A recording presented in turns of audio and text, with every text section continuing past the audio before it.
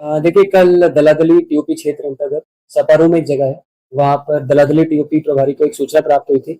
तकरीबन 1:30 बजे के आसपास शाम में दोपहर के आसपास जिसमें बताया गया था कि एक 5 साल की बच्ची है, उसका अपहरण कर लिया गया है और अपहरण करने के बाद जो अपहरण करता है, उसके द्वारा 3 लाख रुपए की रंगदारी की माँग की जा रही है और 3 लाख रुपए की राशि अगर नहीं दी जाती है, तो बच्ची को मार दिया जाएगा और या फिर उसके साथ कोई भी अप्रिय घटना करी जा सकती है। तो जैसे ही ये सूचना थाना प्रभारी को मिली, तो वरीय पुलिस अधीक्षक महोदय द्वारा एक एसआईटी टीम का गठन किया गया, जिसमें डीएसपी हेडक्वार्टर 2 अजय, थाना प्रभारी दलादली और दलादली के जितने भी अन्य पुलिस पदाधिकारी हैं, सभी के सभी शामिल थे। जैसे ही वो जिस घटना स्थल पर पहुंचे, घटना के उपरांत वहां पर जितने भी सीसीटीवी कैमरास थे, उन सबको एग्जामिन किया और जितने भी फिजिकल एविडेंसेस थे और टेक्निकल एविडेंसेस थे, उन लोग को हमने एग्जामिन किया। एग्जामिन करने के उपरांत हमें पता चला कि बच्ची का जो अपहरण है, वो आसपास के ही एक व्यक्ति है जिसका नाम है रमेश कुमार मिश्रा, उसके द्वारा किया गया है और वह बच्ची को लेकर तकरीबन सुबह 7:30 बजे उसको अपहरण किया गया था और 7:30 बजे लेकर वो बच्ची को वहां से निकल गया। और ये सूचना जो थी, ये घटना पुलिस को मिली थी तकरीबन 1:30 बजे के आसपास, 6 घंटे के बाद में। उसके बाद भी हम लोगों ने जितने भी टेक्निकल एविडेंसेस थे, उसको और अच्छे से डिटेल में एग्जामिन किया। डिटेल में एग्जामिन करने के बाद हमें पता चला कि शायद वो बच्ची को खादगड़ा बस स्टैंड लेके गया था। खादगड़ा बस स्टैंड से वह उस बच्ची को गया के साइड में लेके चला गया है।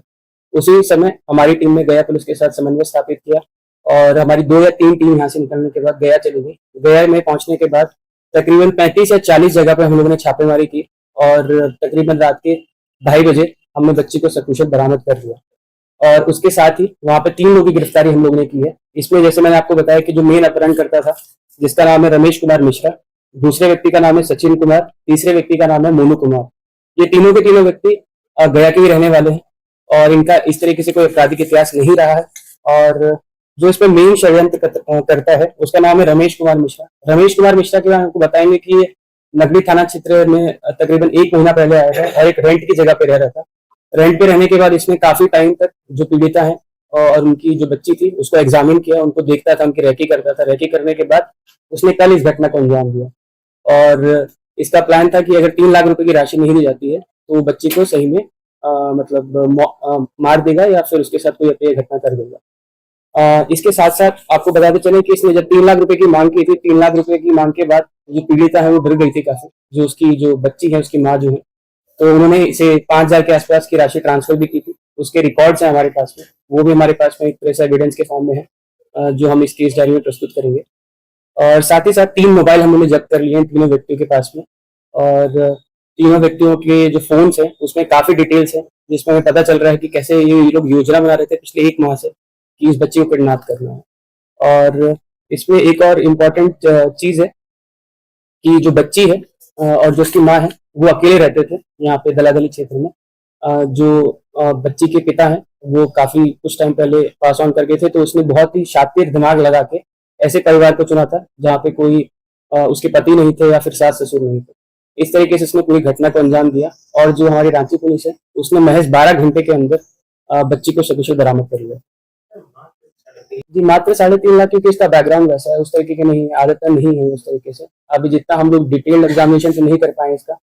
परंतु जितना समझ में आया है कि इसके पास 5 या 6 लाख रुपए का लोन है, जिसको देने में सक्षम है। ये नौकरी वगैरह करता है छोटी मोटी, बट इसको जब पता चला कि जो पीड़िता है और जो बच्ची है इनके पास में कुछ धनराशि हो सकती है, तो इसीलिए इसने उनको टारगेट करने का प्रयास किया।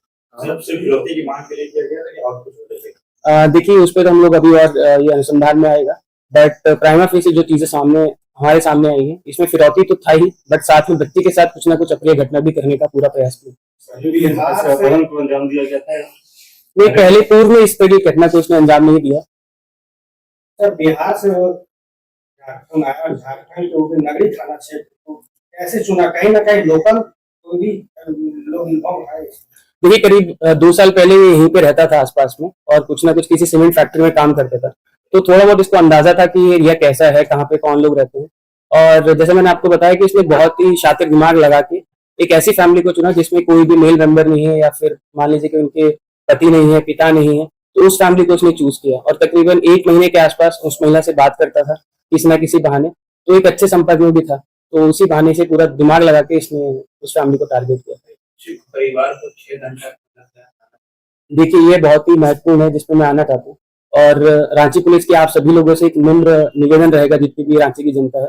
सबसे पहली बात तो जो सूचना प्राप्त होती है, सूचना जैसे वो जो महिला थी, अगर वो उनके द्वारा हमें जल्दी दे दी जाती या फिर किसी भी व्यक्ति द्वारा दे दी जाती, तो हम बच्ची को रांची से ही नहीं निकलने देते। तो क्योंकि सूचना हमें बहुत देर बाद प्राप्त हुई, तो हमें भी इसमें काम करने में 12 घंटे लग गए, अन्यथा हम 3 या 4 घंटे में बच्ची को बरामद कर लेते। दूसरी, रांची की जनता से अपील रहेगी कि आपके आसपास में कोई भी व्यक्ति रहता है तो उस पर थोड़ा ध्यान रखें। कोई भी व्यक्ति ऐसा लग रहा है कि आपको यहाँ पे आके रह रहा है, 3-4 दिनों से रह रहा है, 3-4 हफ्ता से रह रहा है, 3-4 महीने से रह रहा है, पर वो यहाँ का मूलतः निवासी नहीं है, तो ऐसे व्यक्ति की सूचना आप निकटतम थाना को दीजिए। और कोई भी व्यक्ति अगर किसी अपने घर पे किसी भी चीज को रेंट पे देता है, मान लीजिए कि आप किसी व्यक्ति को रहने के लिए ही दे रहे हैं, तो एटलीस्ट इंश्योर कीजिए कि उसकी सूचना आप थाना को दीजिए, ताकि थाना उस व्यक्ति को वेरीफाई कर सके या उसके संबंध में कुछ ना कुछ डॉक्यूमेंट्स अपने पास में रख सके। और ऐसा कोई भी व्यक्ति जिसके दिमाग में इस तरह की कोई भी खुराफात आती है, तो उसके दिमाग में डर रहे कि उसकी सारी सूचना हमारे पुलिस के पास है। सर, जो पकड़ाया है,